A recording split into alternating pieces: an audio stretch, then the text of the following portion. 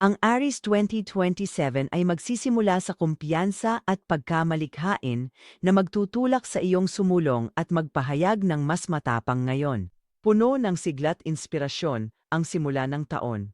Kung inaanyayahan ka ng buhay na tuklasin ang saya, pagnanasa at lakas ng loob, maging handang sumugal, ituloy ang mga hilig o ibahagi ang iyong talento sa madla.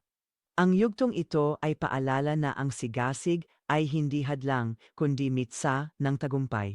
Habang lumilipas ang taon, lilipat ang enerhiya patungo sa pagpipino at praktikal na pagpapabuti.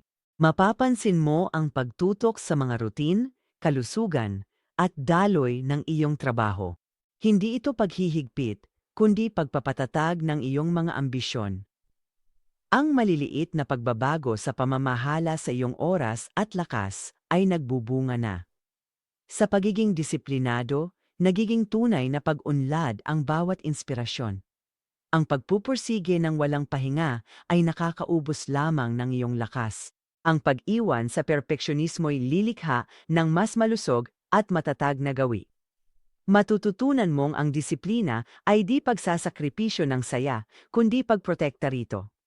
Gaganda ang mga relasyon sa paglilinaw ng iyong hangganan at pangangailangan. Mas magiging kumpiyansa ka sa pagtakda ng hangganan, pagtanggi sa nakakapagod, at pag-o sa iyong prioridad.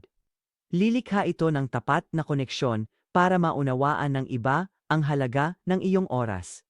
Sa huling bahagi ng edad 20 to 27, mas organisado at kontrolado mo na ang iyong direksyon.